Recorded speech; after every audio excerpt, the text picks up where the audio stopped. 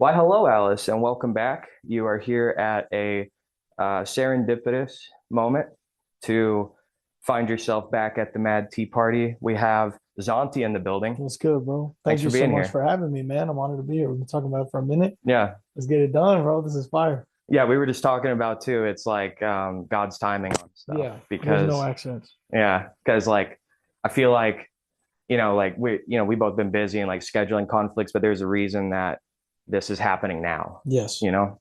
100%. Um, and part of that reason is the price of life Yes. is your new single, Yeah, new direction for you yeah. artistically. You want to talk about that? Like what influenced that decision? Man, I've always grown up as a fan of rock and roll. I've always loved to, I don't know, explore music. I feel like I've had a guitar in my hand since I was at least 10 years old. And I think when I started making music around 20, like putting it out around 2016 and stuff, there was this wave, the double XL freshman class and all these like SoundCloud and underground artists in the rap space, especially guys like X, where I'm from Tampa and he was also from Florida. And we were listening to these sounds. And I started to kind of merge what I grew up on to these sounds and began my journey as an artist, releasing um, stuff like God Taught Me that sounded like that. And I feel like the journey that I've been on now with the next album on the way is almost like a grocery list. Like I feel like I don't want to go and just only get eggs. I don't want to only get a bunch Hmm. of milk. I want every single, thing that I would need on a grocery list. The songs that I'm passionate about or that resonate with me or that I feel like I want to listen to as a fan. I'm trying to check off everything on the list. So this next single is like I think it's a chance for me to almost be a kid again. Like, I'm gonna make Hmm. like a heavier song that feels like what probably would have resonated with younger me. And I also feel like it's time for it. You know, Yeah, it's just sonically like people need that again. And I wrote it from a place of like, what's the price to stay alive? Like, I feel so overwhelmed by everything that goes on in the world around you. There's so much information to process. What's reality? What's not? And it was just like all I can hold on to is like I'm not going to fall into the trap of choosing everything around me instead of choosing to keep my soul. And that was like the core subject as I was writing it. And then everything else fell into place after it was like building blocks around it. Then I got the song done. I was like, this is crazy. that's awesome, man. Yeah. It's very timely, and also I love that like as an artist, you're making stuff that resonates with you Yeah. and that you want to do. I feel like I've learned that, like, I feel like the worst thing that you can do as an artist is going to a studio with this headspace of like, okay, I have to make what will work. Because what will work? You know what I mean? Like, Hmm. we all have this preconceived notion of like what we think is going to work and what we think isn't. But I'm kind of at this spot where I'm like, I don't want to die with my art. Uh, I just want whatever is in me that I needed or that I need to. I'm responsible to deliver it. Hmm. If I were to die tomorrow, God forbid, I believe that I'm going to have a long, healthy life. But if something happened where I was no longer able to put out music, I got to be responsible with what I've been given and make sure somebody needs it. If I hold on to it selfishly out of fear or I'm trying to make something else that's structured because of what works, then the kid who needs what I have to offer 5 years from now, they're never going to find it. So it's a responsibility thing for me that has pushed me in these last couple of years to kind of get out of my own way. I You know, appreciate that urgency because like anything can happen at any time, like you said. sure. Yeah, Yeah. always have to have that mindset. Somebody once told me that urgency is the key to greatness. And obviously greatness isn't like, it's not objective. Everybody can kind of, but there, regardless, basically accomplishing what you feel called to does require urgency. Hmm. So, I've been in both sides of that where a lack of urgency and what that does to your mind. And, Yeah. you know, Will this song be on the album? yes, Okay. yeah, I will.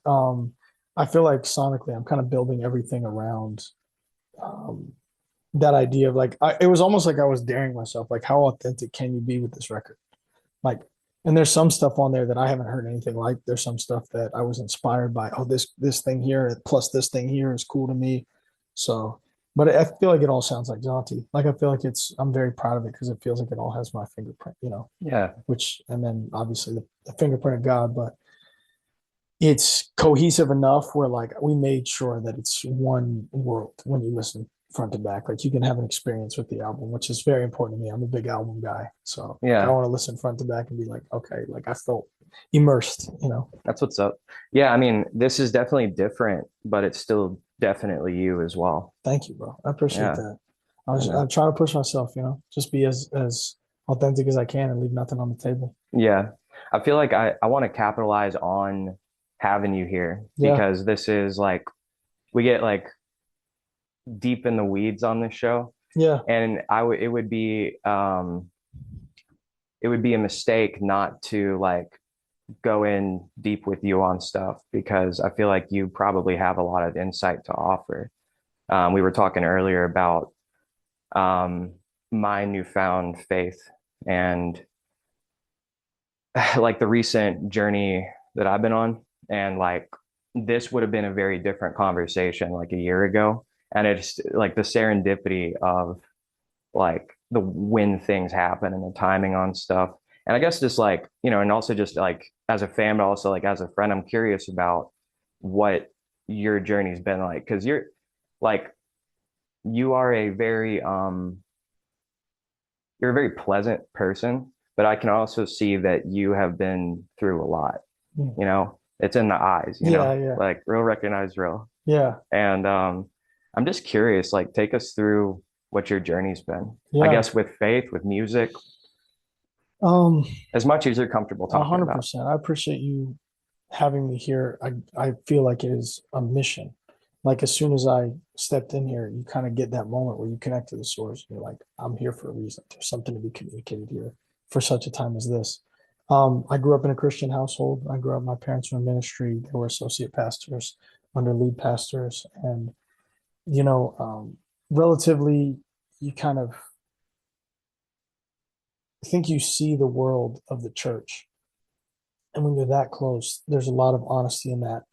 And I remember just distinctly feeling like, wow, my parents are giving everything to this. And there's a lot of these situations where it just felt like, I guess they were being done wrong. And then as we went through struggles in life, it was hard for me to associate a loving God with painful circumstances. It was hard to associate. I think I started to kind of create this archetype of God that I was never going to be enough. And it was just a checklist of things I had to accomplish.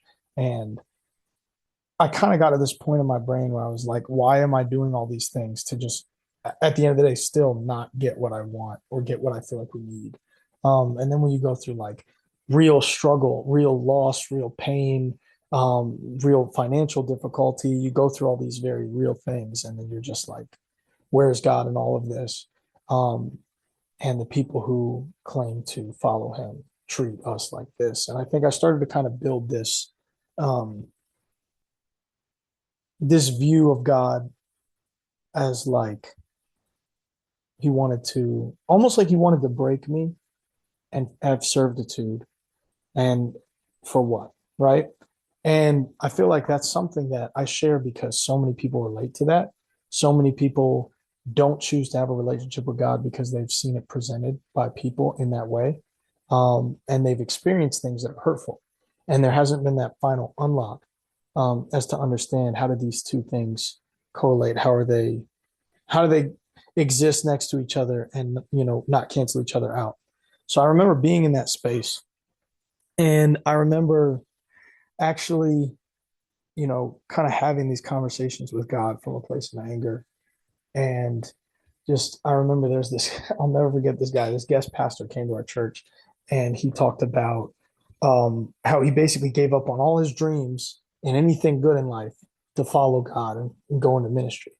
And I was in the back row, like, this sounds awful. Like, this guy is not, he's trying to sell us right now on this. Like, Yeah. he was like, I wanted to be in the NBA and I wanted to, marry a beautiful woman. And I wanted to do all this. And it's like, but, God told me to do this. And so I gave all that up. But there was no, there was no like, look at what it was. It almost felt like in those movies when you hear that comedic moment where it's like, I think you're annoying. And I think you're, but oh, there's no but. That's all. And so I was like, kind of, that's the reason why I paint that picture is because I spent a few years where I was just in this headspace of like, obviously this thing doesn't work. And so I have to figure out what works for me.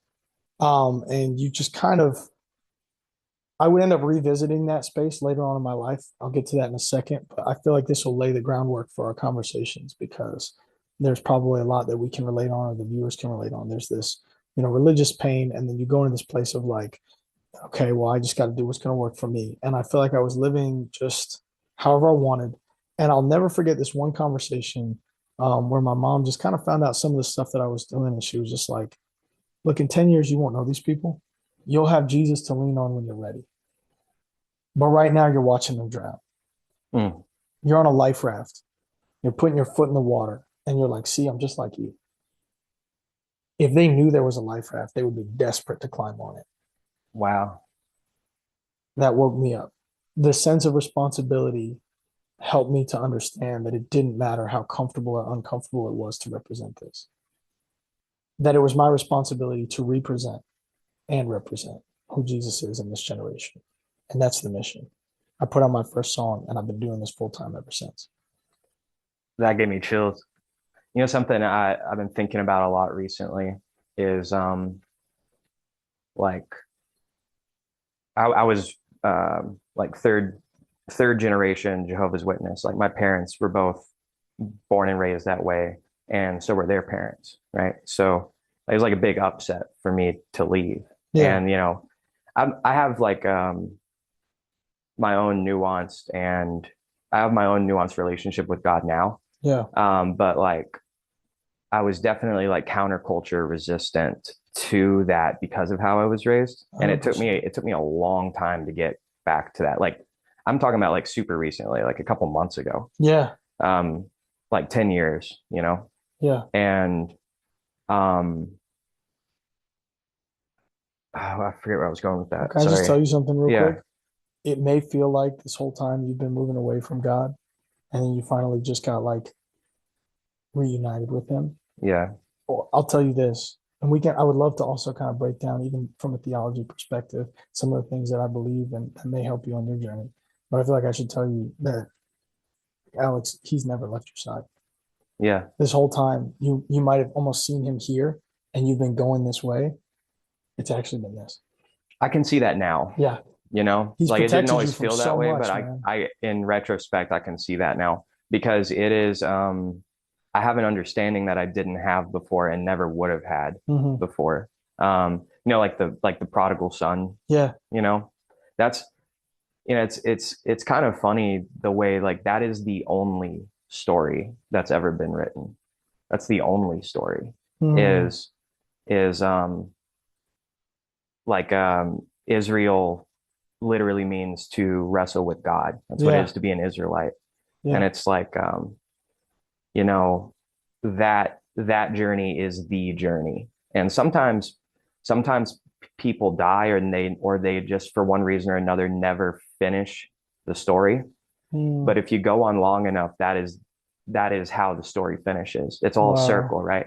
Like you start in one place and then you walk all the way around the world and you end up back there, Yeah. but like different, like changed, you know? Yeah. Um, so like, yeah, I can't remember where I was going with that, Yeah. I but feel like you're just kind of talking about how you had that perspective of things, and then just recently you kind of started to. yeah. So, um, did you, it kind of sounds like while, you might have been making decisions not based on faith, that Mhm. was like you never completely let go of that. See, something I There. did is I went the other way and got into black magic and Mm. Satanism. Like I did the complete 180. Yeah. It doesn't sound like, There's a moment that I haven't really talked about a lot, and I've only told a few people, but there was a moment where in anger, I kind of, and I'm very grateful because I believe that he had so much grace and mercy in my life. And it was almost like, he's just a hurting father where he's just like, I love you so much. I don't want this for you. But I remember I was sleeping in a loft at the time. And I remember laying in the loft looking at the ceiling and just kind of being so angry. And I had this moment where I renounced my faith. Um, I'll talk about later. I never went to the distances that you're describing, but there was a season later on where I was very intense with researching, understanding, because I kind of was having a lot of trouble with reality in general. and feeling real and understand like what is this that we have, and just exploring the different like rabbit holes later on, probably around 2021. But at that time, I did fully commit, like instead of kind of a like, hey, I still love God, God first. There was like a moment of like, I don't want this. Mm. And so I feel like if I hear what you're saying, it was for you, it was almost like waging a war against Mm. the things that hurt you. Is that what you're kind of like Yeah, in a I mean, way? Like that's oh, where you started that journey? that actually reminds me of why I brought the thing up to begin with, Yeah. is I have to remind myself that like the way I was raised, that was the culture, is like um that was the church was the culture I was raised in, Uh-huh. right? And it's like all of my peers were that. So I did like counterculture thing. But I have to remind myself that for most of history, Christianity was not the mainstream thing. Yeah, we're used to it feeling Yeah, so overwhelming. But at one point, I mean, there was emperors lighting their gardens with yeah, Christians. yeah. Christians have been persecuted for most of history. Yeah. I mean, they still are, but like that's why it's not easy to people. I've noticed like I've kind of been like more vocal about my faith recently, and it's interesting watching how overwhelmingly people have been supportive of it, Hmm. but it is interesting to see how some people react when you talk about these things, Yeah, you know? it's very polarizing for sure. Yeah, it kind of like I remember I was watching Passion of the Christ with a bunch of friends, and there was this one guy in particular that he something about it made him really uncomfortable, and he was like cracking jokes the whole time. Hmm.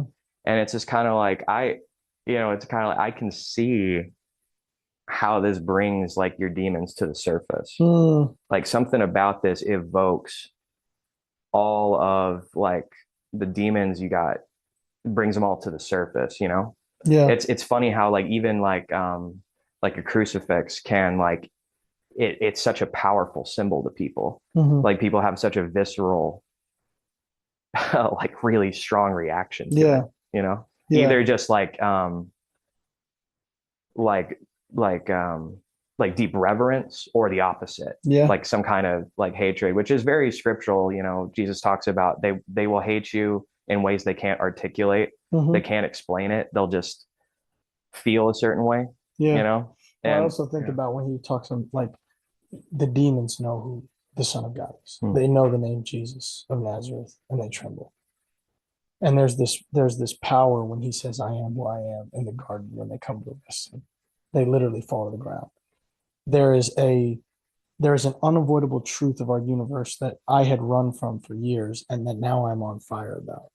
It's that this man, Yeshua of Nazareth, who decided to basically become part of our reality to give us the blueprint, and to allow us to participate in the kingdom of heaven. This man, Jesus, this name is the only thing that can conquer death, hell, and the grave. And you hear these religious things when you grow up into a religious environment. And sometimes, just as a way you feel like Christianity is so mainstream, or, even growing up in your specific, uh, you know, scenario, you forget because at least I did hearing these things. You forget how almost it's almost like in a fantasy book or movie when they're like these words have been, but the people forgot the power from which they were written. Like this is the real version of like Mm. this name carries weight, Yeah. and we hear it so much. I think the best play that the devil ever ran, to be honest, in human history, is Constantine. Was the mainstream um, like indoctrination of Christianity, where it became like the state requirement, and the Mm. persecution was reversed. The Catholic Church, Mm. the symbolism of like, oh yeah, the whole kind of the same dilemma we face in America.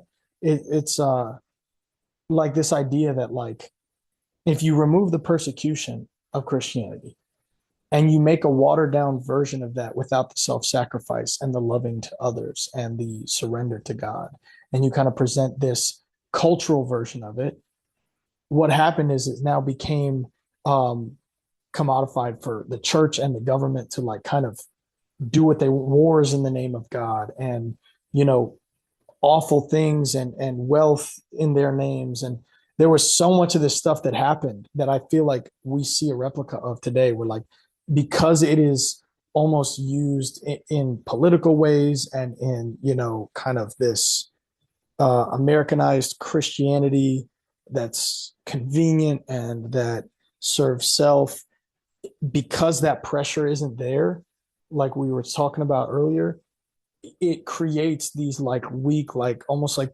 in Wally, like those kinds of Mm. guys, that kind of believer, instead of the every day I destroy my flesh, every day I crucify my flesh, every day I'm like, you have the a portal to the world in your pocket everywhere you go.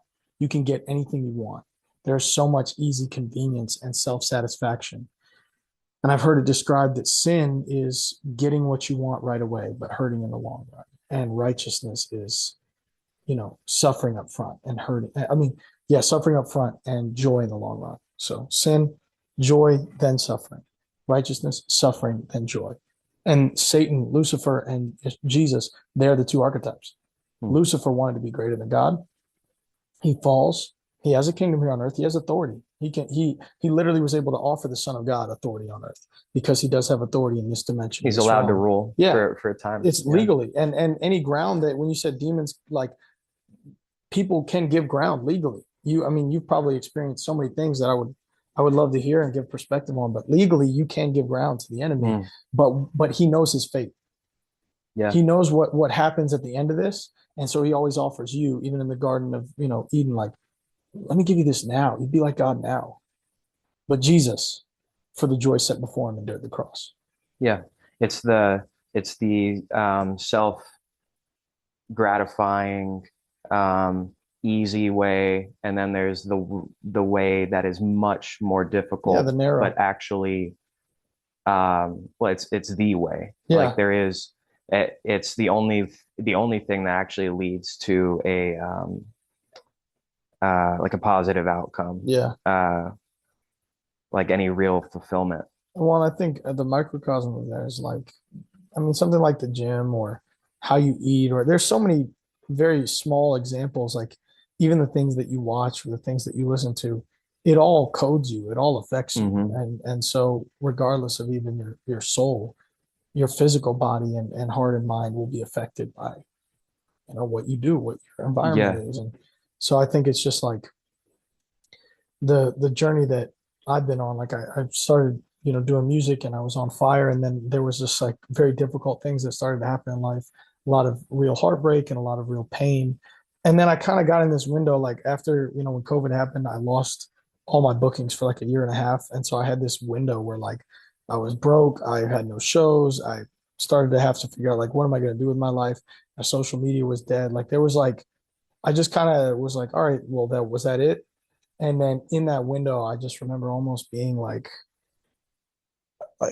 I don't know if it was insomnia or not, but I just remember being awake late into the night every night and just like seeking answers, like Mm. just every avenue, every conspiracy, every like what, not like looking at my hands and having these moments like you probably, you kind of struggle with wondering if you're real and what's real. And I feel like there was this journey of like, okay, I don't want to just hear Jesus loves me. I want to know how God applies to my reality Hmm. and where my place is in the universe. And then I think like you start to get some of those answers, which Yeah. I hope that we get to at some It's point in the it's convo. funny. Like I know exactly what you mean about the seeking answers thing, Mm-hmm. because that's the Bible talks about making the truth your own, Mm. like not just not doing this because it's what your parents told you to do, Yeah. but like that's not what this is, right? And so yeah, I like it was the seeking knowledge that took me down like the occult path, Mm. is like looking for answers. And I've told these stories on here before, so I'm just going to gloss over this real quick. We can talk about it more another time if you're interested. But I just my producer gets mad at me if I like repeat the same stories too much on Yeah. here. But when I tell you that I have been to hell and I have met Satan, that's not a metaphor. Um, and this has happened to me a couple of times because I got really deep into the occult. Um, And I've been there, not in a metaphorical sense. And so, someone asked me on here the other day, do you believe in hell? And it's like, well, I don't believe in hell. The same way I don't believe in Tennessee. Yeah, that's I interesting. live here. I know it's real. Yeah, yeah. Um, and it was only through his infinite mercy that he saved me from that, from Hmm. from myself. I can't even blame. Um, realistically, I wasn't even tricked. I did that. I put myself there, Yeah. and um, like that's. I mean, so this recent awakening for me is not even like a philosophical or a. I mean, and I do agree with Jesus philosophically, but I want to make a point here, which is that for me, it's not the message that got me here. It's I know he's real because he saved me in a very literal way. Hmm. So it's kind of like I I don't. It's not even really like faith at this point. It's like I Hmm. just know, you know. Wow. Um, and I guess I want to get back to the kind of turning around point for you. Was that the conversation with your mom? Is that kind of like the big, Yeah, I have two moments. I because feel like, it's funny, it always is like an event or yeah, like a specific point, yeah. you know? So I feel like the that was the catalyst for me to start making music for God because it was like, well, I kind of was like, oh, I want to. I feel like it was a beautiful faith, but it was definitely there was a surface element to it where it was as simple as, well, I know the Bible and I know who Jesus is, which that's enough, by the way. But it was like, all right, I'm just everything's for him. And I just any environment that I was in, I just felt like it was almost daring myself to be like, I'm gonna represent this. And I was really blown away by all the people that I last thought would be open to this or want it. Mm, When they saw how it changed me, they were the ones who were calling me. They were the ones who were praying and talking to me about it. mm, And that was like, whoa, like I saw almost this personal focus group of like, these are the people who I was almost afraid to be bold around, and they just needed the life raft. And so I would have these moments where I would help them have a relationship with Jesus. And there was always music in every environment that I was in. And I was like, I'm passionate about this. So that started the career. I was kind of like, I needed something to send them, and it didn't exist. So I was like, well, let me make it. mm, Like what's something that'll, I believe very much so that what you consume is what you become. And so there's the element of like programming where I was like, I wanted to send them something. And so I kind of, as an artist, I think you should make what you need, what's not there yet.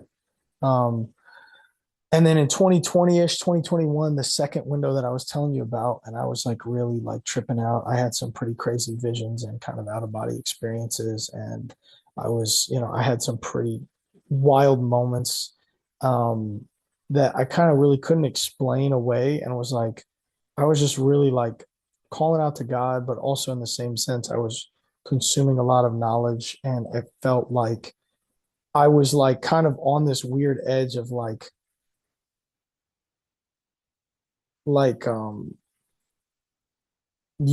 I like how you described it as like it's a mm, cyclical journey. I feel like I was at this point where it's like, how can I know these things or understand these things and still believe all this beautiful faith stuff? It was almost like I was looking behind me and I saw this really bright light, and I knew that that light had saved me.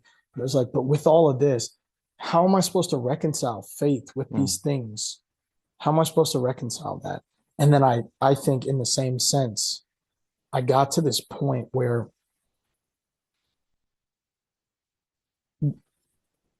I remember just being like, I kind of, I don't know how, but I had the inclination that it was just like, I don't even remember why I was there. I went to this thing. I went to this like worship night or something. I went to this event and I just kind of remember I was like by myself in a spot.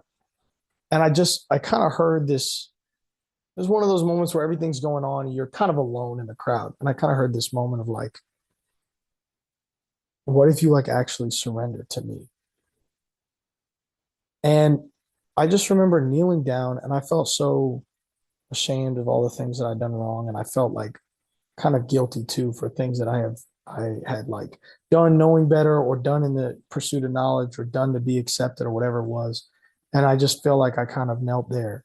And I had a vision of, I mean, as simple as Jesus reaching out his hand to me. I remember I was kind of saying this one phrase kept coming to my mind, almost like I was just like a vessel for it to fall through, like, Yeshua, son of David, have mercy on me. And I was the beggar. I was the blind man. I was the leper. And he had mercy on me. I felt the warmth of his touch. I felt his presence. And I feel like for so long it had been knowledge to me. I had lost the closeness with him. Mm. I had had an understanding of who he was. And I would do things from the conviction of knowing it was right or believing it was right. And that was this moment where I just felt like Jesus loves me. Yeah. And I had always heard that before, and it just felt like something you're supposed to say. Mm. And I think, wow, like he hasn't given up on me. And I feel like from that point on, I began to read the Bible in a different way. Like people would talk about it, came off the page, it was alive to me, and I was like, what are you guys talking about? And I think I started to like, I would literally open up random spots and there would be all of these things that would line up and answer the questions that I was struggling with when it came to reality, even when it came to like the dimensions that we experience and what is the spirit realm and what, like, I feel like all of it began to kind of like become this one picture that I could understand. And then after Yeah. that, I was like, it was like game over. That reminds me of that's first of all, that's really powerful. What it reminds me, like, Jesus is the word. Mm-hmm. In Greek, that's logos, Yes. that's logic, that's reason, and that's like the mind, Mm-hmm. like that's the reasoning, the figuring things out, and that is a path.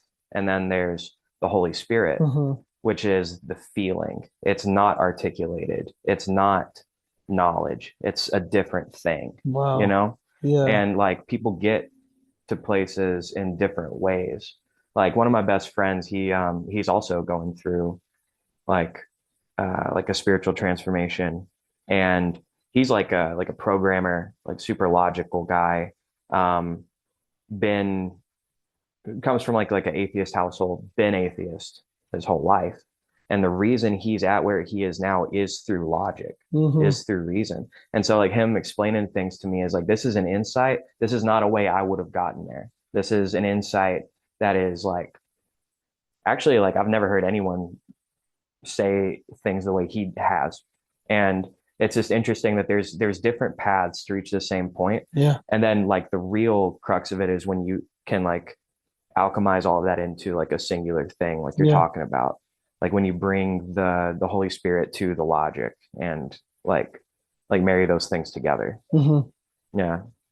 Um, I think it's something I've been thinking about lately is there has never actually like in recorded history ever been an argument against uh against the word, against Jesus and his teachings.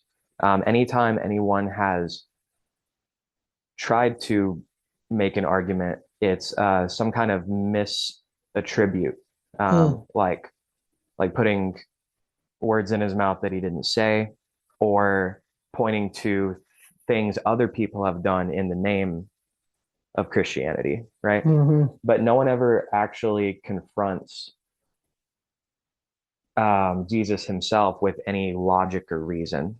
It can be emotional, like they're kind of lashing out, or they'll say he said things he didn't, or they'll point to you call it the Wally people, Yeah. Yeah. like Exactly. people doing things in name, but like they're not Yeah. about it, you know. 100%.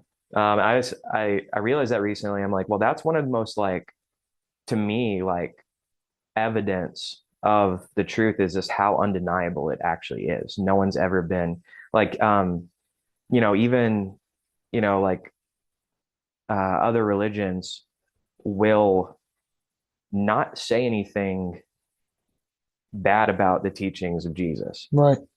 There's like a lot of reverence and respect even in other religions. Yeah. It's fascinating to Well, me. even the element that we've literally built our calendar around, the singular life. And Mm. there's a an element of, I really like that point. Um, it's so interesting because I feel like one of the worst. It's like a team that has a bad fan base, so everybody wants that team to lose. Yeah. Or like like, oh, Yeah. that's the Yeah. worst fandom or whatever.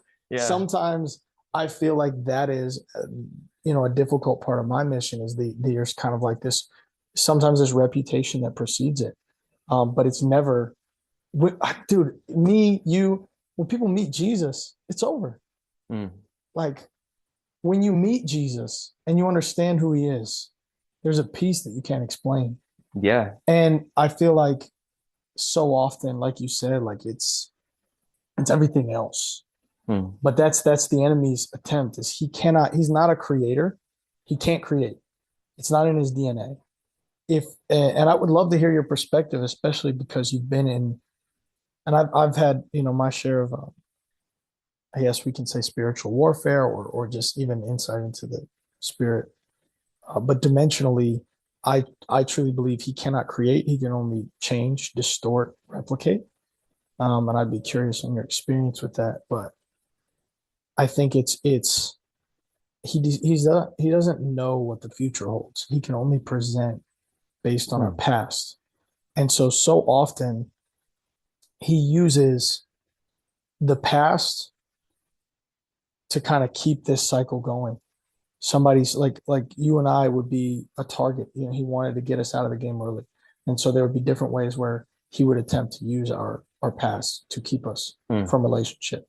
And then the goal is cool. He would hope to get Alex so that Alex would get somebody else. Mm.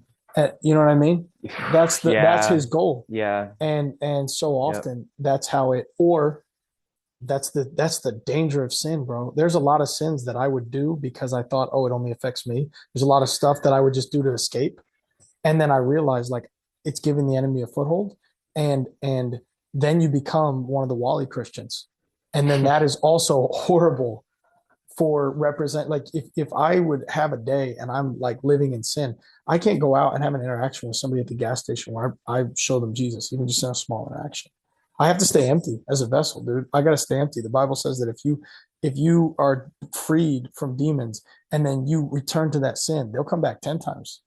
Mm. You know what I mean? And so like I feel like, not to get too far off the point, but I really agree with what you're saying, that so often it's everything surrounding Jesus that we contribute to, and that the enemy tries to, kind of a smear campaign, if you will, because he Yeah. knows if you were to actually meet Jesus, that, or actually read for yourself, there's that. I truly believe you should read The Case for Christ if you haven't, and also your friend who's super logical. I recommend that book, The Case for Christ. It's about a guy who literally was an archaeologist. His goal was to prove he was going to make history by proving that Jesus Oh, I've wasn't. heard about Yeah. this. And Yeah. he became radically saved during the Yeah. process because there was too much evidence. Mm-hmm. And I think that is kind of what happened to me too, is the more that I was like, I'm going to surrender and I'm going to just seek you in his word. There's too much for me to still rely on me, Yeah. you know? What you said about when you do something wrong, it doesn't just affect you, and Mm-hmm. like the false testimony, like um my current, like the thing I'm going through right now and is basically like my little brother like grew up with this person, but he always like he looked to me as like I was older than him. He like looked to me and was following what I was doing. And like when I left the church, he left the church. And when I got into um like doing heavy psychedelics and uh um like interacting with demons, he followed me.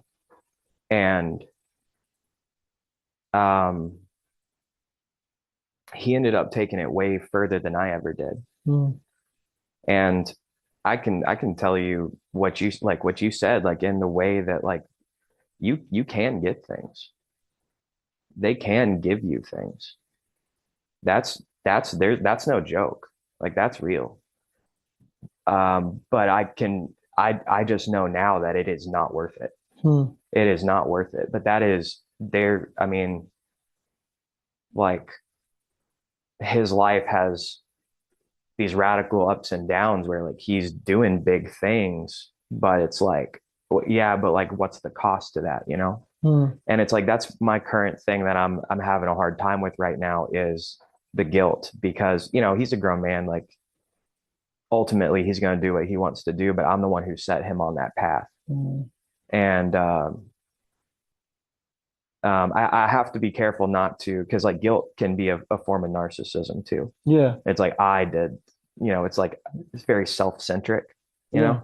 So so just like something that's helped a lot with that is this prayer, like look after him, you Yeah. know. But like that's, you know, it hasn't been easy. Now that I know what I know and like I've seen what I've seen, it's like, and he and I have talked about it, and I kind of like I knew when I did this 180 and like went completely the other way, that there was going to be friction between us. Hmm. And there was, you know, but it's funny because like getting into the like the more like of the meat of it, I realized it's like actually we don't disagree too much, you know. It's like he was like more reasonable about that than I expected, Yeah. you know, because I was kind of you know, when you're that deep into the demonic side of stuff, it's like, well, anyone who isn't doing this is a coward. Like they didn't go far enough, you know? Hmm. Like it got too real for him and he didn't push through. Yeah, it's like basically coming at me like, well, you just pussied out. You didn't commit. Right. And and I like it's like, well, yeah, that's exactly what happened is I scared the shit out of me. Like I got all the way there and like got to the point where I could have made a deal. And I backed out at the last second because um he showed me what I was about to get into.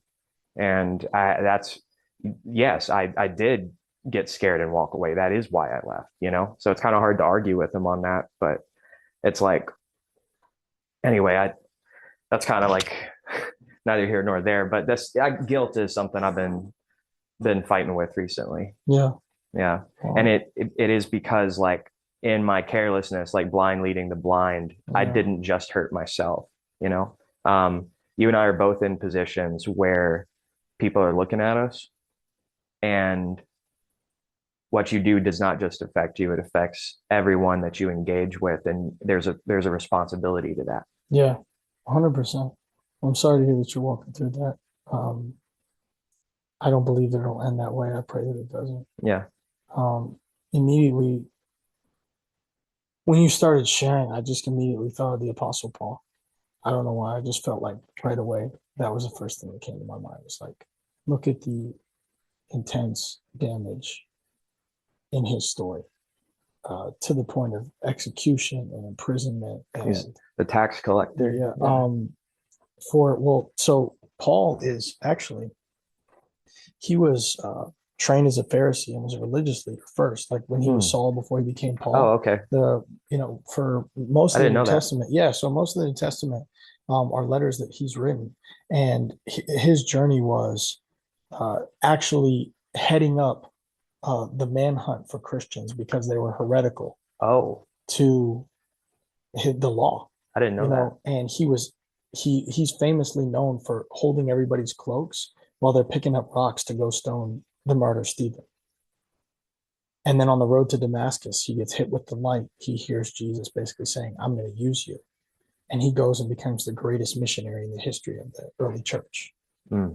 He was actually women, children, apostles. He was the one who was making sure that they were killed or imprisoned, torn from their homes.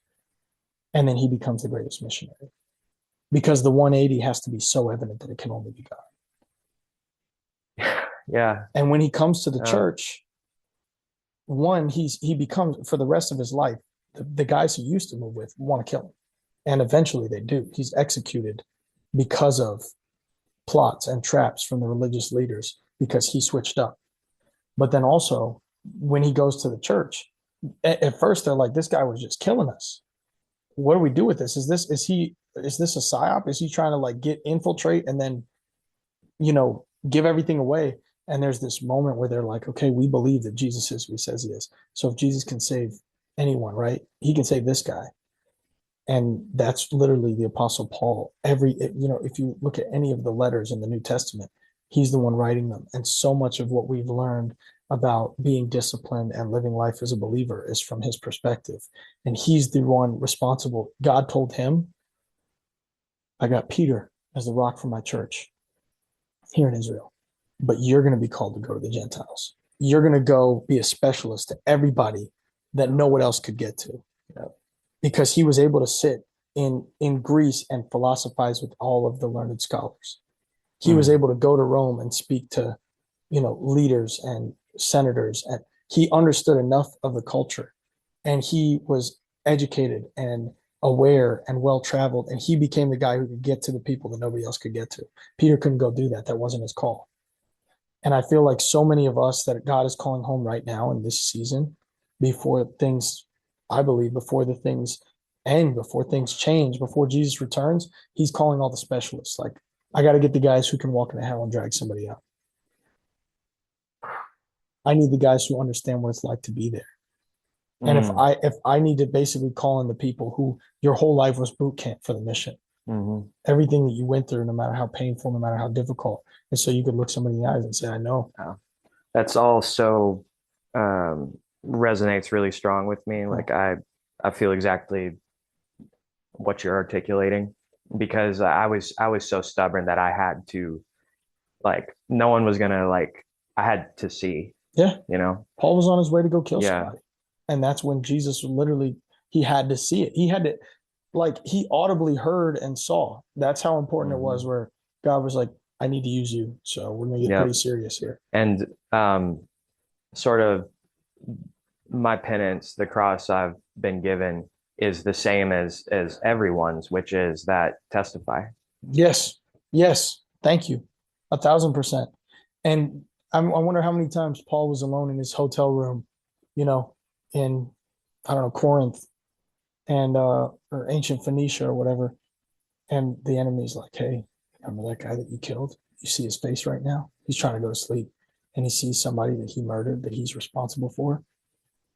Imagine how heavy that is. And he has to make a choice to captivate the thought and be like, no, I'm changed now. I'm different. Jesus saved me. I'm not responsible for those things. I'm purchased now. I'm bought by the blood. Like, I am no longer the old man that you once saw. I'm not Saul. I'm Paul. I'm washed in the blood of the Lamb. And I have to, there's moments like that, dude, where I'm like, I feel almost like I can't, like God couldn't use me, because I know what I've done. I know the things that I've thought.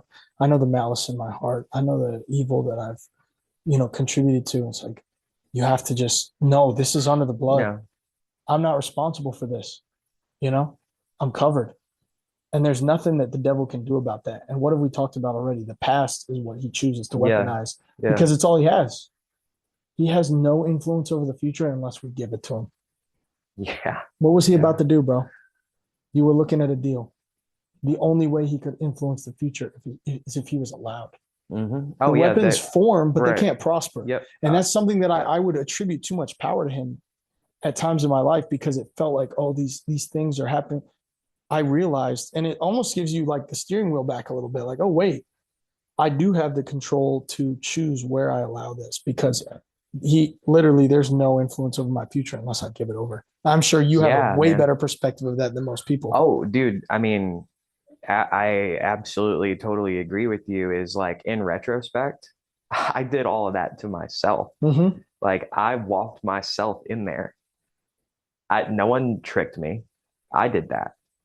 And I got myself in that position. And the only reason I'm here to talk about it is because in infinite mercy, it was like he like, and I promise Neve, I won't talk about the story too much, but like, basically, like, I had like a very clear vision of hell, and I was sitting across from big red, exactly how you would picture it. Yeah. Big red horned tail, goat legs, horns Yeah, coming out like Baphomet. this. Yeah. Yeah, yeah. That's a interesting that you would use that one, that name, because that yes, that. And um, is like, he's like, what do you want? Hmm. And I'm like, oh, like this is it. This is the deciding moment right now. Wow. And um, I was shown where that path leads. And Satan didn't show me that. This was an angelic, like it was like he grabbed me by the back of the head and he's like, this is what you're about to get into. Hmm. And that was a blessing, because the demonic was not going to show me that. Yeah, there's only stay asleep and this is what Yeah. you get. Yeah. It was like kind of, and that's something that's like really heartbreaking for me to come to terms with, is I can see now that people end up there that I wouldn't consider bad people. Oh no, that dude, there's so many. I mean, I've been very close to the music industry, and you understand that so many people, their story is, A, I'm suffering in poverty, and music is my way out. And then B, I have an opportunity. Like there's nothing more dangerous. I've heard this said. There's nothing more dangerous than a desperate man. Mm. I would choose to fight an evil man before I choose to fight a Mm. desperate man. Because when you're desperate, you have no options. You have to worry about your family. You have to worry about your dreams. You got to Mhm. worry about the trauma you're carrying. And I got to prove everybody wrong. There's a reason why there's so many of these artists who have this fame and they have so much trauma. There's probably a lot of one-hit wonders who walked away from it. But these guys are, like you said, they're not necessarily bad people. They're just offered a chance to change everything. And in that desperation, they get head over heels into something that destroys them. And that is heartbreaking. And it's one of the things I'm convicted. Like, I got to prove it's possible to do it the other way. Yeah. I got to That's prove it's possible to win without selling your soul. that's incredibly dangerous. And 100%, dude. I got a mad respect for you for that, Thank you, man. because Yeah, there's some stuff, bro. not to like you're protected. Hmm. But like, just the fact of the matter is, people die over a lot less. I mean, like, predatory labels, like, There's stuff in the news knock right it. now. Yeah. Yeah, you know exactly what I'm talking Yeah. about. It's like, yeah, it's like, Dude, when I tell you God yeah, has saved my life, like let's talk about it. it's crazy. Physically, like I got in a car accident I that, saw the you picture. know, Yeah, God protected me. The ridiculous. eyewitnesses said it looked like they described it. This is how they described it. I'll never forget this as long as I live. It looked like you should have gone through the windshield, but didn't. Whoa. And I was just like, yeah, it's Jesus. I Were know you God banged protected up? me. Barely. I had scratches. And then the airbags hit me. But I saw it happening enough. And then I was like fully conscious. Like I saw it happening to myself. I just braced. I was like, I just got in a car accident. And I got out of the vehicle, got to the curb, and they said it just looked like you were supposed to go through the windshield, but you didn't. Yo, that's And I'm crazy. like, this I is saw the car. Like, the fact you walked yes. away from that is I insane. walked away and then I sat down on the curb. I was like, my pupils were dilated. I was in shock. And I was like, I just kept thanking the Lord. I was like, thank you for saving my life. You just saved my life. But it felt for me also, stuff is getting really real now because I'm like, Mm. time is so precious. Like I saw the inside of that car crash. I saw it happening to me. You know what I mean? Like it wasn't Mm. like a whoa, next thing whiplash. I was like watching the spins. Mm. And I was like, I have to be very intentional with everything that I do. And part of I mean, this next song, everything is like, I'm not gonna wait around for some Yeah. mystery approval or that's just derived from my own insecurity. I'm just gonna go. But even then, like the deal that I was in with a major label, God allowed me to walk away, own all the music, and be completely absolved of the deal. Own 35 records, leave, have no responsibility to the previous major label, and then sign a partnership agreement afterwards with like a boutique label where we're 50-50 and I keep all the records. Dude, that's a miracle. That's a miracle. Yeah. But I believe it's because and then there's stuff that we can talk about after this. But there's some pretty crazy connections where I'm like, whoa, God really protected me. And there's it's just crazy stuff. We won't talk about it on this, but You already, if you know anything about anything when it comes to the music industry, when it comes to Hmm. Hollywood, and when it comes to the reality that we live in and the end goal of the people in charge, there is just a true God has allowed me to be Gideon. He's Mm. allowed, the story of Gideon? No. Gideon is one of the soldiers in the Old Testament that God calls to basically take 300 soldiers to fight the thousands and Mm. thousands of Midianites. Okay. So that when Gideon wins, it has to be clear that it was only God who created the victory, and the people of Israel will then praise him and understand, like, we got to do this with him. Yeah. And so it was such an upset that it had to be God. And I believe like that's the ministry that I've been called into. Is like, we're going to prove that it has to be God if this works. I mean, that's nothing short of a miracle. Like the 100%. walking away from that wreck, but also the fact that you were able to break ties and like keep your music, Keeping the like music blows my that mind. doesn't happen. No, That doesn't simply doesn't happen. no. And Yeah. the reason why I started to talk about all that is because like you were saying that you feel like so many people get to that place and they're almost unaware, like they're not bad people. Um, I think that like I think there's this interesting dichotomy of like so many people like perceive following God as like being a good person. And then they kind of perceive like, well, I'm not a bad person. And I feel like it's so there's a scripture that a lot of people talk about because it's so like polarizing, but it's like there will be a day when people will go up to Jesus like, Lord, Lord, I preached in your name. Lord, Lord, I healed people in your name. And he'll say, depart from me. I never knew you. And that's scary because you're like, well, what's the qualifier? What would he do that to me? Mm. And I think the truth is, it's not about how good you are or what you can do, because the thief on the cross Mm. didn't have time to go start a church, didn't have time to go get baptized. He didn't have time to say his prayers, read his Bible. He looks at Jesus and he says, hey, remember me when you reach paradise. And he does the very thing that Jesus has articulated is salvation. If you Yeah. believe in your heart and confess with your mouth that Jesus is who he says he is, you shall be saved. He looks at him and he says, remember me when you reach your kingdom, thus acknowledging that's the Son of God. Yeah. And the first born again believer after Jesus' crucifixion is the thief on the cross. Mm. He says, you'll be with me this day in paradise. This day, Yeah. right now. And so it's like that guy. There's this, sorry, it makes me emotional, but there's this story where this preacher tells, and he's like, this guy gets to heaven and they're at the gate and they're like, so how do we let you in? And he's asking, did you get baptized? Did you do this? And did you pay your tithes? And well, what about, did you watch your sermons online when you couldn't make it to church? And he's asking him all these things. And the guy just says, I don't know. The man on the middle cross said I could come. Mm. And like, that's what he does for us. And there's so many good people who just need to hear. Yeah. And there's so many bad people who just need to hear. Yeah. And there's so many people who present themselves as having it all together, but they're far from it. So it's Yeah. like, in my heart and mind, it's just like we have that responsibility, that privilege. You're like, hey, the man on the middle cross said I could come. Dude, I'm thinking of all this scripture. There's Jesus heals 12 lepers. 10 of them leave. They're just excited. They don't have leprosy anymore. They're celebrating. That was a death sentence in that time in history. And only 2 of them come back and thank Jesus. Mm. And he's like, well, where's everybody else? They're just like, oh, we don't know, but we're just so we can't. Well, you changed our lives. It's like, I want to be those guys. I want to be Yeah. the 2 lepers who are like, I can't believe it, dude. You changed our lives. You saved our lives. You healed us. And then we go and we tell somebody else, look, you remember when I was sick, when I was an outcast? Look at what my life is like now. And I believe like everybody can be part of that mission.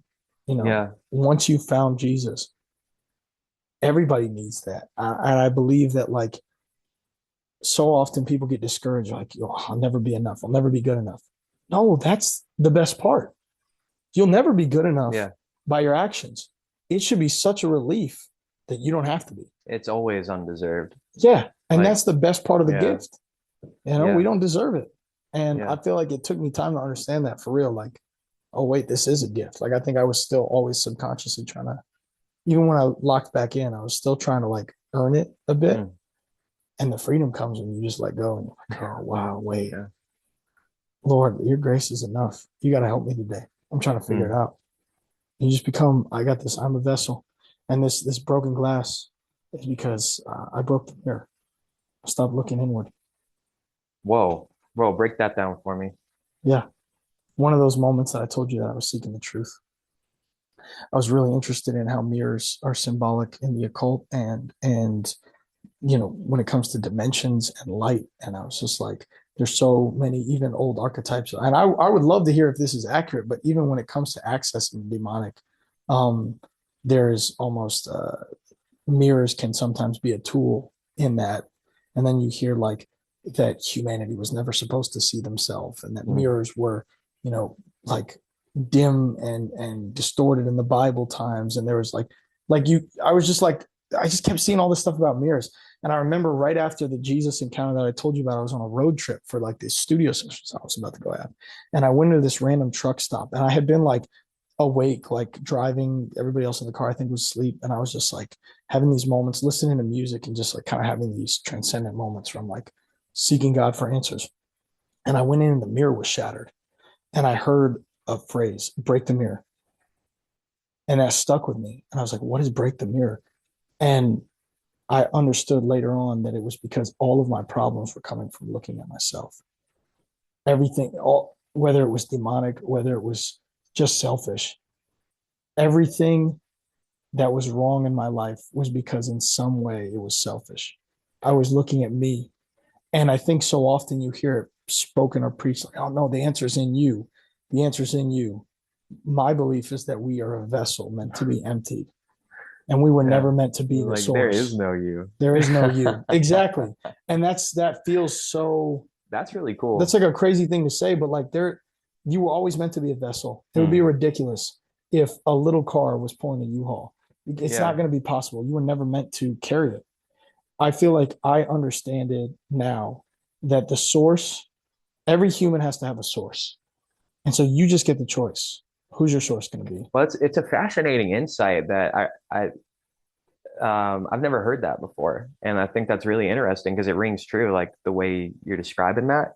Because I mean, this is an uncomfortable thing for people to think about, but it's like you are a vessel and you are filled with something. Yes. Like Yeah. um It's just like at the beach, there's a current. If you're not yeah, swimming, you're pulled one way or the yeah. other. If There's you're no not neutral. if you're not, yeah, everyone is going to be possessed by something. Mm-hmm. So if it's not source, it's um the like you are what you eat.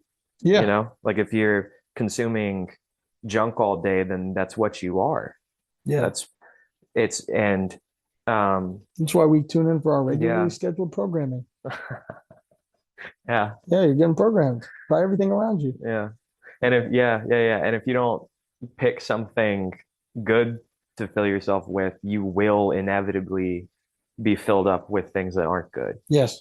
That's Yeah. unavoidable. There's a pipeline to somewhere else. Usually Yeah. something that's even maybe very innocent at first can lead you somewhere Yeah. darker for sure. I love that break the mirror. Yeah. That's beautiful. Because that is so counterintuitive to the way people talk about spirituality. Like look in. Hmm. And you're like, I look, there's nothing there. yeah, yeah, Yeah. yeah, yeah. That's awesome, man. I really like that. I'm gonna put that in my back pocket. Yeah, bro. Before I forget, um, an anecdote that came to mind, kind of like the thief that was crucified with Yeah. Jesus. It reminded me there's another anecdote. There's this monk that passes away, and he was a really big alcoholic. And at his funeral, the monks are gathered around, and the monk who uh, I forget what you call that when the speech you give when someone passes. Oh, like is it like the eulogy or Yeah, the something? Yeah, yeah. eulogy. The monk that gives the eulogy is like, bless this brother, and one of the younger monks comes to him and is like, well, he was a like crippling alcoholic, and I he was not a pleasant person. And it's like, why do we honor him? And he's like, well, you may not know this, but in the last year of his life, he had cut his drinking down to half. Mm. So salvation can come in your last moment, Yeah. as you're dying, you Yeah. know. It happens a lot actually, Hmm. where, the person who's renounced God their whole life at the very last moment accepts him. Yeah. Yeah. And you know what's crazy about that is I think of a parable Jesus said where there's workers in the field. Like this guy has a vineyard and he hires people. And I love that Jesus spoke in stories because I feel like there's an element of what I do and what you do that we have to speak in a way that's relevant to our culture and our time Mm. to kind of package this message. And he would always do that with, this agricultural society. He'd be like, well, there's a vineyard and this guy is hiring people and he hires them in the morning. He says, I don't know, we can just say for whatever decided amount of money for, uh, they said the currency of the day, but we could just say for $100 for the day, right? $100 for the day, you're going to work until the field is completely, harvested. And these guys are super excited and they're like, dude, $100, let's do it. He goes back out to the city square at around lunchtime and he offers the same deal to other people. And so new people come, they start harvesting. And around dinner time for the last push, the owner of the field goes out and he offers the same deal in the middle of the city and he gets more workers, $100 to help me with my vineyard. It's payout time and he's handing $100, $100, $100. And the guys who got there in the morning are mad. They're like, dude, we've been Mm. working here, breaking our Mm. backs in the sun. Shouldn't we get more because we've been here longer? And he was like, I promised you $100. Why do you care if I give $100 to this guy? And then they say out of anger and frustration, well, shouldn't those guys get less Mm. because they got here later? Why do I care about him and what he's getting? But there's this element Yeah. where Jesus said, the kingdom of heaven is such where like, you let me worry about what I'm giving out. Mm. What I'm giving is this offer to everybody, regardless of what you've done, regardless if you grew up and you had nothing wrong, which is not possible for anyone, but you have a mild story or you have an intense story. You have your Paul or your Peter, like whatever it ends up being. And I think so often there's these guys who get here in the morning who maybe they did have that passion for the Lord, but they've been at it for a minute, or they've gotten hurt by church culture, or they've just been around it. And then they see these guys coming in and there should be a celebration. Like, dude, he gets $100 and you want me to work 30 minutes? Mm. Let's go. That's awesome, bro. Congrats. Because it's not coming out of my pocket. But Yeah. there's this element of like almost this resentment of like, dude, I just thank you, Jesus. I just feel like I keep thinking of all these scriptural moments, and maybe it just is supposed to be packed full of them. But like, how are you going to say there's a speck in that guy's eye when there's a plank in Mm. your own? Mm. And there's so much of that hypocrisy in the church today. And there's this politicized religion of like, this is what it means to be a Christian. And this is how you have to look. And this is how you have to be. And this guy who comes in, like, I almost don't want them to win because like you just got here. Or you're not, dude, I get pushback just because of how I look and how I, Mm. the type of music. And I just, I want to bring a new face to what that is. Yeah. Like, welcome to the field, man. Welcome to this. The man on the middle cross said we could come. But I think it's so interesting that you kind of tell that story because it's like so often you have no idea what somebody's battle was to get to the moment you're at now. Mm-hmm. There's this old song like um by Casting Crowns that I used to listen to as a kid where like they talk about a stranger kind of sinking into the back row of a church and then the judgment and the glances and kind of the way that he's received lets him know, you know what, my answer is probably on here, and he leaves. Mm. He says because of their glances, he realizes his chances are better out on the road. Mm. And so it's just like, I don't want to be the one who pushes people away from God's presence. I want to sit in any room and be in any conversation and be like, yeah, like I respect your journey and where you came from. I just believe that Jesus is the answer for me. And if you want that answer too, I Mm. would love to help you have that conversation. I Yeah. think that's the best, show them that you care before you tell them what you know. Yeah. Yeah. And I think that's a really powerful thing that you do is your ministry is palatable. Hmm. Like Thank you. it comes with the music.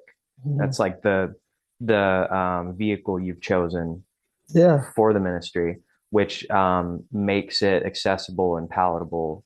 I would say, especially to young people, right?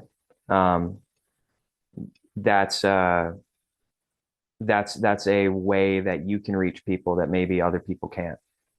Um, like I've talked to all kinds of people from all kinds of different walks of life, and like we don't always agree. I think you and I are actually like pretty like on the same page about all this. Yeah. And like I said, I wouldn't have been, if we had done this sooner. This is all like real fresh for me. Hmm.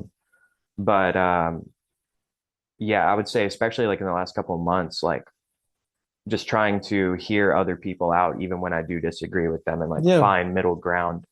And it's like, it may seem like we don't have a lot in common, but when you start talking to people, you realize it's like, actually, it's really easy Yeah. to, and I think an important part of that too is like actually listening to people and being willing to say that you're wrong, you Yeah. know, like, okay, actually, that makes sense to me. I agree with you now, Hmm. like that's an important, like Versus some, coming in like this is where I'm at, no matter what. yeah. Yeah. I mean, that all that does is hold you back, like if you're not willing to humor another idea, and Yeah. that's how you know that you're on the right path is when that doesn't stack up against what you know. Hmm. But it must be, um, faith isn't really faith unless you challenge it. Like, Whoa, that was a bar. That was good. Faith isn't really faith unless you challenge it. yeah, how do you know that's what you believe unless you've heard what other people have to say? Wow. I really like that. That's a good way Hmm. to look at it. Um, oh man, we're gonna have to do this again. We're like way over time. Oh, for real? Um, Time flies, man. I didn't even yeah, I realize. won't I won't hold you too much longer, but Yeah, if there's anything else that you feel like you wanted to cover, we there is can. And one then, thing. yeah, Um, I I come from like a very evangelical family, and like bless them, it's actually why I'm the way I am. My ministry is different than theirs, and it wasn't even like a Christian ministry for a long time, but like the pursuit of knowledge yeah, and the sort of like um the trying to have like meaningful conversations with people is definitely reflective of my upbringing. yeah. Um, and something that's funny is like my mom told me, I thought she was crazy that like we're living in the end times. Hmm. And I'm like especially over like I would say the last year, it's like that is like painfully obvious to me. This is there is an urge. I appreciate your urgency, because there isn't. This is all coming down soon, like real soon. Like I know that I can feel it. I think you can feel it too. Is like, what a crazy time to be alive. Yeah, that's just I just I just wanted to say that I don't even really have much else to say about that Yeah, except that these are the last days. yeah. That's such an, I think it's, Holy Spirit, it's a beautiful experience that God has given us. Faith is not faith unless it's challenged. Part of that challenge is you will neither know the day or the hour. Hmm. Um, God, in His infinite wisdom, right? He could have given us the shot clock and been like, "This is when it's going to happen."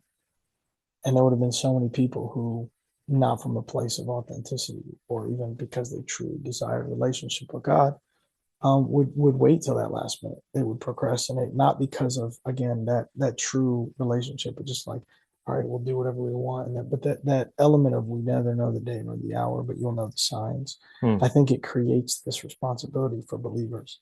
Um, we've talked about responsibility a lot tonight, and there's just I feel it more than ever. Like I think it's helped me to do the right thing, even personally, and stuff that doesn't matter, right? That stuff that's like um, you change the world every day by doing the right thing. I feel like there's been so many moments where it's like, why would I just really don't want to give ground. I really want to be a vessel. I want to be used by God. I want to connect to the source. And I want to hear this is the way, walking it. I think when I look around, it's such a weird time too, because like people, I don't know what side of the internet you're on, but like I see people who are definitely not Christians, even just kind of like joking about it. Like, oh yeah, we're getting close. Like, World War III or the Antichrist or people selling their souls. Like people, it's almost like a form of propaganda to like get us to be relaxed about it, where it's like we joke about it enough where it feels less serious, but people are aware subconsciously. Like I feel like the nation and the world is aware Mm. of what's happening. Yeah. They feel Yeah. it. Even the ones that don't aren't coming at it from the same place like me and you are. It's like a You're so rustling right. in the wind. Yeah. Like it almost feels like dude, it'd be in something like Lord of the Rings or something, and it's like, oh, like Sauron is regaining his strength. Like you can't like I don't care if you're an elf or a wizard, everybody's like kind of picking up on it, you know? And I think that's a funny way to look at it, but it feels like that right now. It feels like everybody's Yeah. kind of like, I don't like the fact that we're having serious conversations about like people are talking about the firmament, people are talking about aliens, people are Mm. talking about weather control, and like talking about what AI is going to become, and talking to, like we're conscious of the fact that a new world order is possible. Like everybody talks about World War III, and these kinds of things are regular conversation. They're kind of common knowledge, and even there's that's already saying a lot of stuff. But like there's even things that are public knowledge that everybody is kind of just like, I guess we feel so helpless that, well, what do? We joke about it. You know, we go take a picture with Palm Beach Pete. Like everybody is like, That's a whole rabbit hole. yeah, like, Yeah. you know what I mean? Like there's this, I guess, like memification of all of the horrors beyond, like Yeah. our comprehension. And that's all, again, it's, what did the devil offer? The knowledge of good and evil. You know, we have access to the knowledge of good and evil. What do we do when we have the knowledge of good and evil? We no longer rely on God. Mm. Whoa.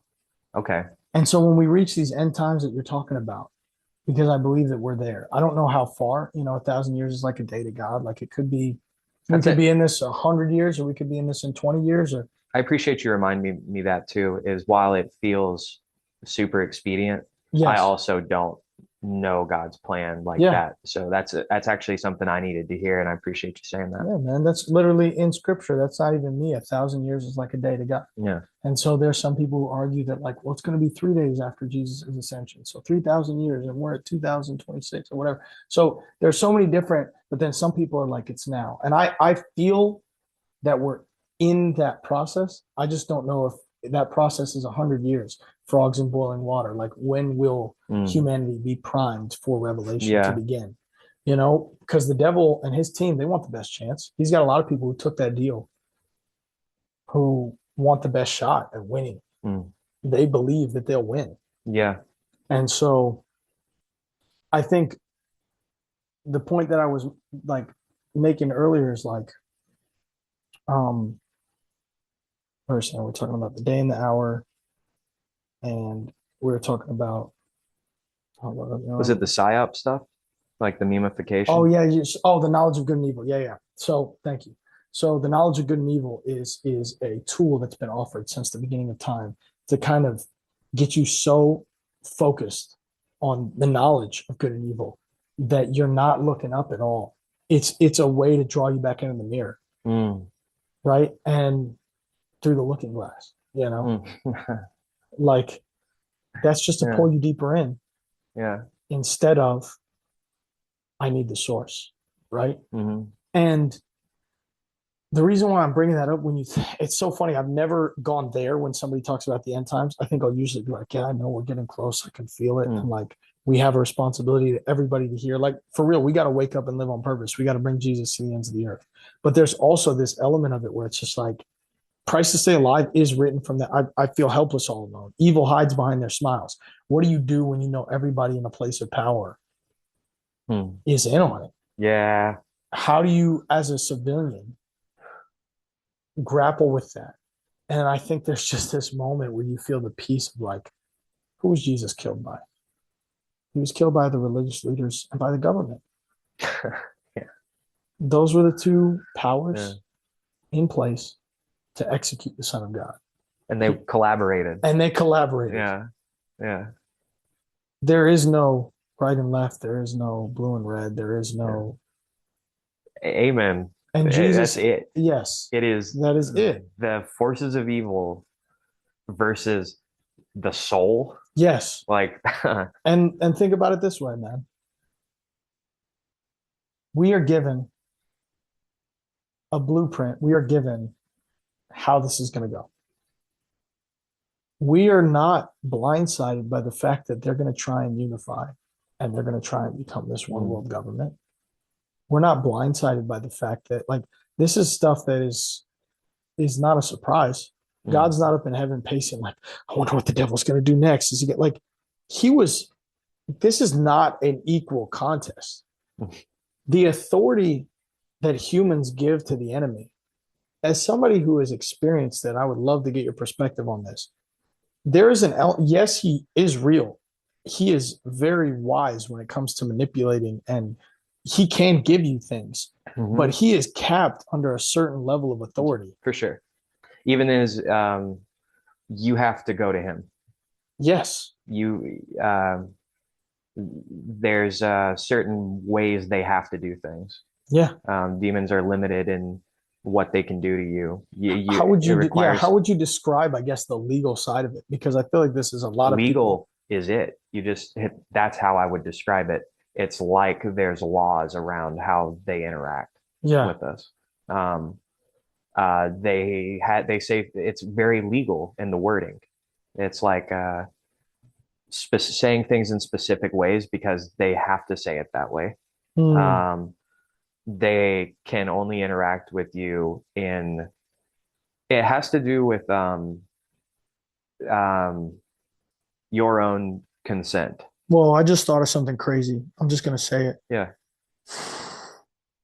I've never thought of this in my life. I feel like a secret sin that a lot of, especially men of God, struggle with, even pastors and leaders. I've heard a lot of people talking about their battle with pornography and not understanding the ties into the demonic. I just realized that what is the first thing that happens when you enter a porn site? You have to accept. Oh, shit. That's interesting. And I just realized that's for somebody. If you're allowing that to continue in your life, that's crazy to me that you would literally have to press accept. Yeah. To enter, especially into like that's and how often that's a really good point. How often I bet if you start your reticular activator is going to start looking for where in the world are you offered a chance to accept or decline. All these things have terms and conditions that you don't even read. You just record deals, even movie. I'm sure, like if you get a movie deal. Well, even going to see a movie, you are consenting to kind of being hypnotized by it. Whoa. You want to go sit in a dark room with a bunch of people and collectively allow yourself your collective consciousness to like be infiltrated by someone else's ideas and thoughts. Whoa, dude. You're like consenting to that. That's crazy. Yeah. Whoa. Or like so many things and I'm not judging anyone. I've had my own struggles with these things, but like tobacco, alcohol, everyone knows that's not good for you. Yeah. There's a huge red label on it. There's literally like the karmic law, like they have to tell you. Karmic law, yeah. Yeah. Yeah, that's what I was looking for. Yeah. Yeah, society does that because that's their rules. So in the demonic, they have to advertise, they have to legally, they can't just take you over without ground. I don't really understand why it's like that, but in my experience, they are limited to that. It is like binding in a way where they didn't write the rules. Yeah. I guess that's what it is. They're products of creation. Yeah. And there's also this element where like this far, no further, there is that's so interesting. Satan at the beginning of time after this, war in heaven was given authority. But even I think of the Garden of Eden, even that was contractual. It was like you have to take an action and accept this. Like even that interaction with the knowledge of good and evil, it wasn't just like, here, hey, let me tell you real quick. Like there was do you agree to this? Do you also offer it to your husband? Does he agree to this? Like, and I think that it's so fascinating that like, dude, I could talk about this kind of stuff for hours. We definitely, we'll do another one. But like, we'll give this one some room to breathe and do another one soon. Yeah, the idea of humanity. I'm trying to think. Job, the story of Mhm. Job. Apparently, Satan has an audience with God, and he goes and he Mm. says, "So this guy Job is supposed to be your best guy on earth. Do I have permission to go and test him?" And then God is like, "Yes, but you have to stay within these boundaries. You can't kill him. You can't da da Mm. da." And then there's this whole thing that only happens that time in Scripture where Satan is allowed to like kind of test if Job Mm. is legit and really follows God. It's so interesting that I would love to study and learn more about the legal side of it. Why? I mean, I know obviously God has all authority, so that's why they can't go past a certain point. But I think there's so many elements in Scripture where like when Jesus sent the demons into the pigs, like they're asking like, "Hey, can we go to the pigs?" And then they go into the water. They throw themselves Yeah, off the that's cliff. right.